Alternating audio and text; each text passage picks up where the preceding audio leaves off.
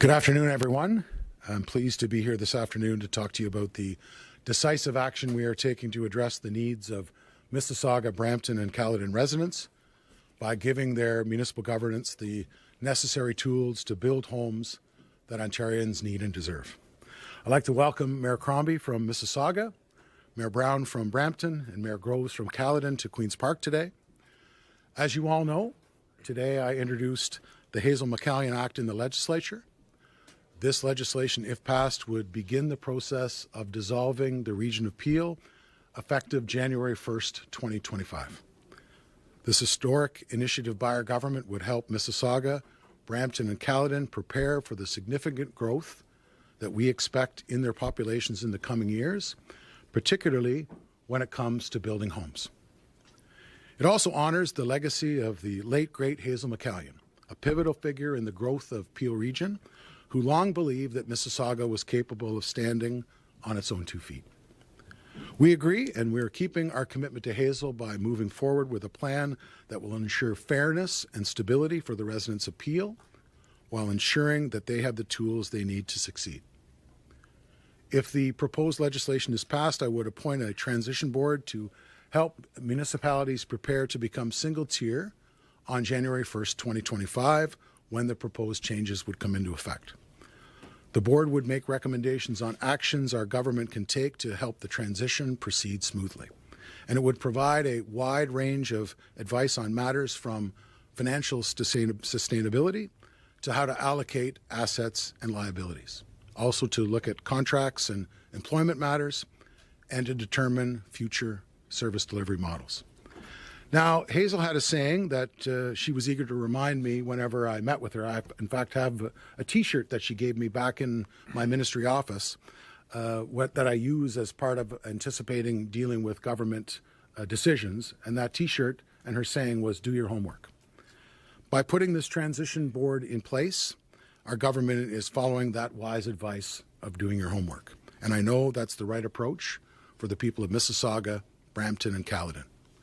Our objective, as I said earlier, is to ensure these municipalities have the tools that they need to support future population and housing growth in the years to come, to reduce duplication, to lower the cost of government, and speed up the delivery of high-quality services to the taxpayers of these three communities. This solution respects the individual priorities and characteristics of these three unique municipalities and provides a process for stability that is fair, balanced, and provides that stability for their residents. I'm excited about the opportunities that this legislation presents as we work to tackle the housing supply crisis, because getting the dissolution process right will take a commitment and it'll take dedication from both our government and from our municipal partners. And I know on behalf of our government that Mayor Crombie, Mayor Brown, and Mayor Groves are committed to ensuring the process is done right and carried through to the finish line in a manner that is amicable and constructive. Now we're pleased to answer any questions that you would have. Minister, are you going to make the municipalities whole in the Premier's phrasing? Mr. Mayor Brown is concerned about $1 billion in lost infrastructure that his taxpayers have, he says, have helped pay for over the years. How are you going to be writing a big check for Caledon as well? Well, the transition board will deal with financial matters, but obviously we believe that there are good quality municipal services that are being delivered equitably and fairly right now in Peel region, and we believe that the transition board can deal with those matters moving forward. So I have all the confidence, if the bill passes, that we'll have a deal that suits all three municipalities. So property taxes are not going to rise in any of these three municipalities because of this de-amalgamation? Yeah, my focus is on service delivery, right? I want to make sure that the process, those frontline services that I think are key, and that's really the message to the people who live in Mississauga, Brampton, and Caledon, that the services that you receive today, I want to be preserved and strengthened as of January 1st, 2025. That's the goal. Does Mayor Brown want to speak to the $1 billion, or he might lose? Well, I'd say... I'll stand over here. So, first of all, I say I think there's a lot of opportunity with the dissolution of Peel region that we can do planning and build housing faster, and so I welcome some of the advantages. The only asterisk I put on this is it relates to the question that you asked, and that is we need to be made whole for the infrastructure that since 1974 we built in Mississauga to service all the Peel region. And the initial estimates we have from consultants the city's worked with is to replace the water treatment facility in Brampton. The wastewater facility would be $1 billion and $3 billion respectively. So that's $4 billion. We'd expect a cost contribution from Mississauga like we did for the facilities in Mississauga. It will be significantly north of $1 billion. Just in the last month, we've had 4 housing projects stop because of a lack of servicing. Economic development will grind to a halt. Housing will grind to a halt if we're not made whole. I'm grateful the Premier it said very unequivocally that we'll be made whole, and I appreciate his reassurance to us, because it would be catastrophic for property taxes if that wasn't the case. And so it's really reassuring that at the start of this process, the Premier has said that we'll be made whole on what is owed to the City of Brampton. Minister? So if I may have the opportunity to respond as well. So this is a very historic day. I've been waiting for this day for many years, as has Hazel McCallie, and I know that she fought the formation of the region of Peel and fought Bill Davis 50 years ago, so she's smiling down on us today. So, I've only asked for fairness and equity in this process. I ask that our tax dollars continue to be invested in our city for our growth and infrastructure, our programs and services. And I will only expect, and I know the minister does as well, that same fairness and equity be the principles that move us going forward as we all grow, and we all grow independently so that we are set up for growth. The reality is the infrastructure was paid for by the city of Mississauga when we were in our growth phase, 70 cents on the dollar. And not only does the water and wastewater treatment plant provide for Mississauga and Brampton and Caledon, but also York region. So there is lots of space, and this, in my view, this is easy placed in a utility and managed by an outside board and be a user pay system. And this is very easy to disentangle. So there are a lot of approaches going forward. I look forward to working very closely with the government. But certainly I'm delighted that the minister will be making us all whole. Perhaps it's Mississauga that will be needed to be made whole for the contributions that we have made over the past 50 years during the growth phase of Brampton and Caledon. Thank you. Can I just ask the two of you, the two mayors? You speak and Patrick Brown makes faces. Patrick Brown speaks, you make faces. What is this relationship going to be like over the next 19 or so months as you disentangle it? I think a lot of residents are wondering if you guys can actually come together. I don't know if you're going to be there, but if you guys can actually come together to work this out in an amicable way, seeing as how the two mayors seem to have a lot of distrust in one another. Well, yes, the answer is yes, we will be able to work this out amicably, and I think we have a very professional, very cordial relationship. Of course, we have our differences.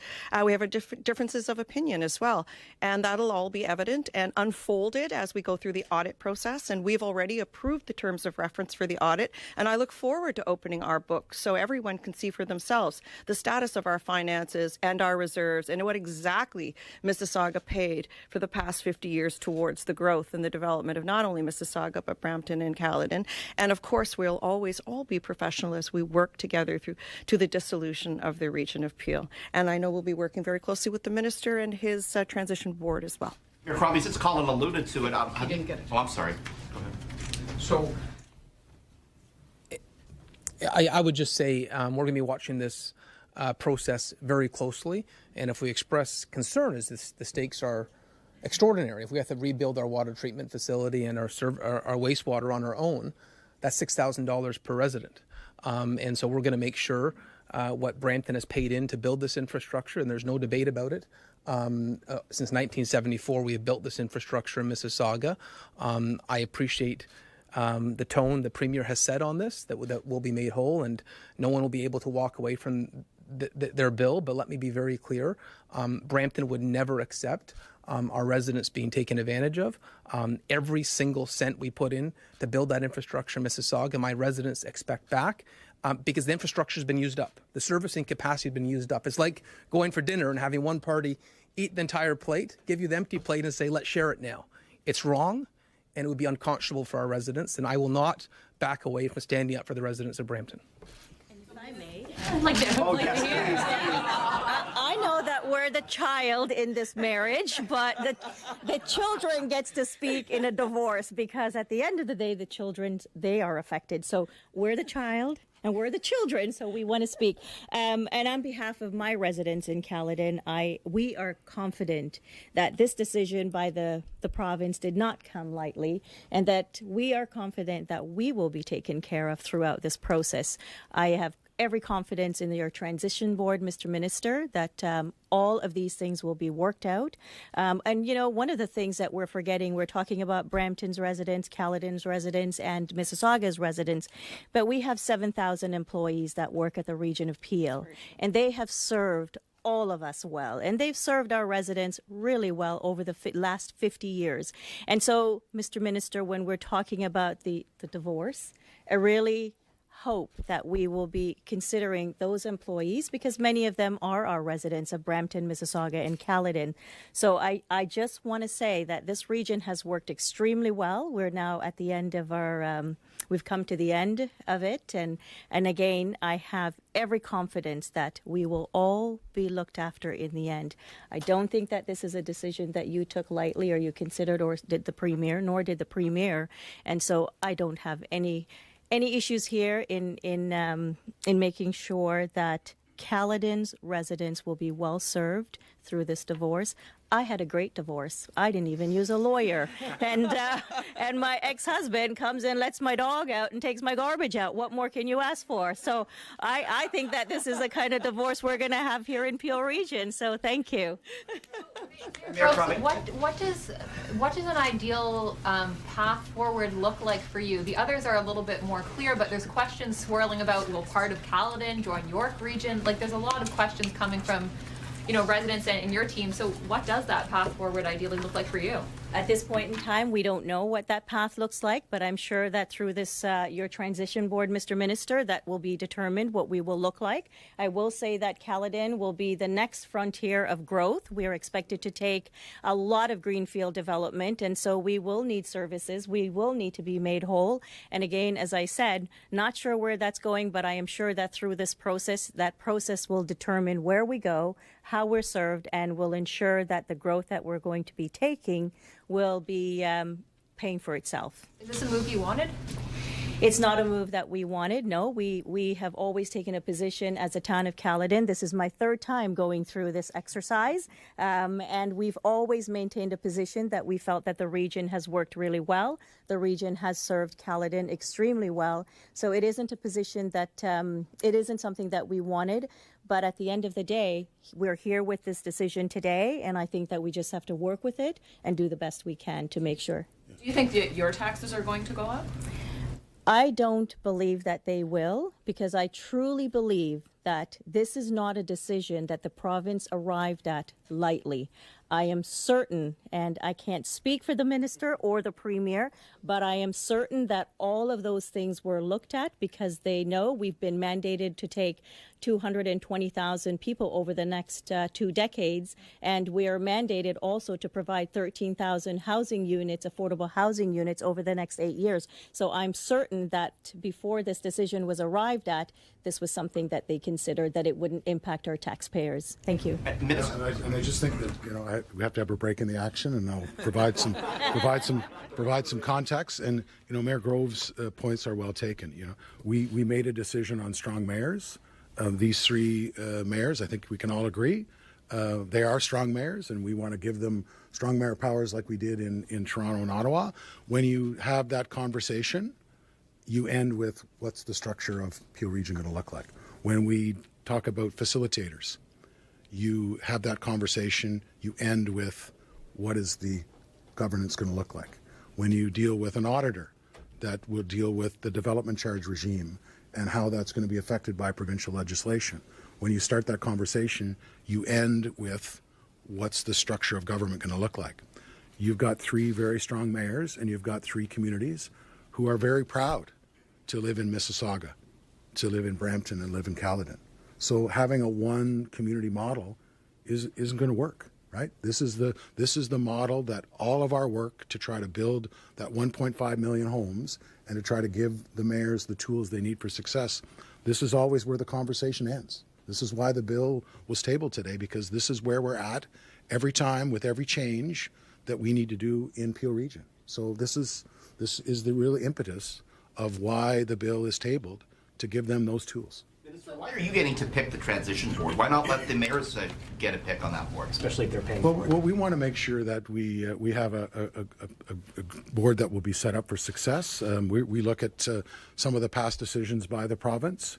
I think it's always going to be appointed by us. We've got the legislation, we've got the tools that are available to us. So having a board up to 5 is always been a provincial responsibility, and that's the path forward.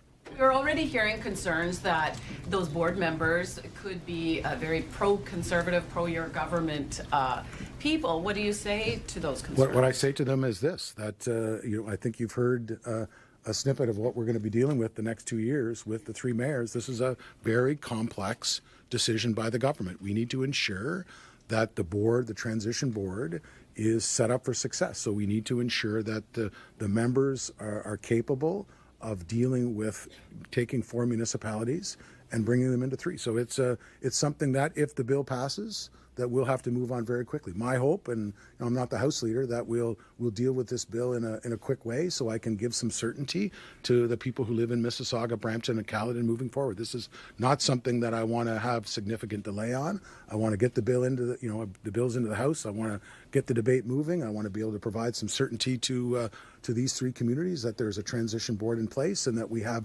active and fulsome discussions on the changes that need to be made. Mayor Crombie, are you ruling out a run now for the Liberal Party of Ontario? I've been approached by people across this province to give it consideration, but right now I'm solely focused on this incredible day and this historic announcement, and that's all I'm going to say about that matter. And I'm getting it done and getting the job done right for Mississauga. Do you wish you had a pick on that transition committee? I just want to be sure that on that transition committee, there's no conflict of interest. There's no one that can present any influence peddling. And I have to have confidence, and I do, that the minister will appoint individuals that will not have conflicts in any way, that can guide themselves with the highest of principles to get the job done fairly and equitably for all 3 municipalities. Do you think 2 years is enough time to do that? Yes, I think it has to be done quickly. Sometimes you just have to pull the Band-Aid off, and I think we all want this done and in place before our next election cycles. Minister, on the Bill 23 related financial audits, it sounds like their scope is being expanded now for these 3 communities to look at sort of finances as they relate to this dissolution. Is that going to affect the timeline of them? I know municipalities were hoping to have certainty before the next budget cycle. No, I don't think so. We started the procurement for all 4 municipalities in terms of the audit, and some other municipalities as well. But I think the timing is right for both the audit process. Obviously, the transition board will act more in a facilitator role, and you've seen in the release how we'll move forward with the other municipalities in terms of facilitation. But this is a big step moving forward. But as I indicated earlier, every time we talk about our housing pledges, and I want to thank all 3 mayors for signing on to the pledge. They've been amazing in terms of the support and the audits as well. They've been very supportive of the audits. But we need to move forward quickly, and I'm hoping again that we'll have the will of the legislature, if it's so inclined, to consider moving this forward in a quick manner. Why include Simcoe in the facilitator process? Simcoe's added to the facilitator. I think we've always had that discussion, given the high growth pressures in Simcoe County, that we need to have that discussion around a facilitator. Servicing is obviously an issue. You talk to, as I do, the municipalities within that county, and servicing is a big question, as it is with the 3 municipalities that are beside me. So it's we need to have them in the mix. Minister, can you provide just a little bit of clarity? Because I think people who are from Peel Region are going to be asking a lot of questions, and I know there are a lot of details still to be worked out, but is there a chance, if they're all being divided up, that they can share any services after that? Absolutely. I think the transition board and with collaboration with the mayors, could ultimately decide that some of those regional services could be provided in a shared service format. Mayor Crombie alluded to it in one of her answers. So I think there is great opportunity for that collaboration and cooperation as we move forward. But again, I want to reiterate that if you live in Caledon or Brampton or Mississauga, the frontline services that you receive today, I want those preserved on January 1st, 2025. In fact, I think we should look to a view of strengthening them. And I think that process is that Mayor Grove has talked about employees, and I think that's really, really important, right? As a former CAO, you're going from 4 municipalities with 4 CAOs down to 3. So there is going to be some employment issues that, again, we're going to need the 3 mayors and the transition board to work collaboratively together as we move forward. And again, from an employee standpoint, as someone who worked in a municipality, you want to provide that certainty. You don't want this to drag out for months and months and months before you get a transition board in place. And you get those first meetings with these communities. You have to, in all honesty, you have to move fast. And is Peel Police one of those options? That's up to the mayors and the transition board to deal with policing services. I think it's an important conversation that needs to take place. But again, go back to frontline services. We need to ensure that same exceptional frontline services that Peel Region Police provide today. We want to make sure that that continues full force on January 1st, 2025. Minister, why did you reject amalgamation? I mean, a previous Conservative government amalgamated the city of Toronto and 6 municipalities into the city of Toronto. Was the mega city idea ever thought of, or is it too unwieldy? I think. Listen, we've had talking about Hazel, we've had campaigns run in Peel Region on this model.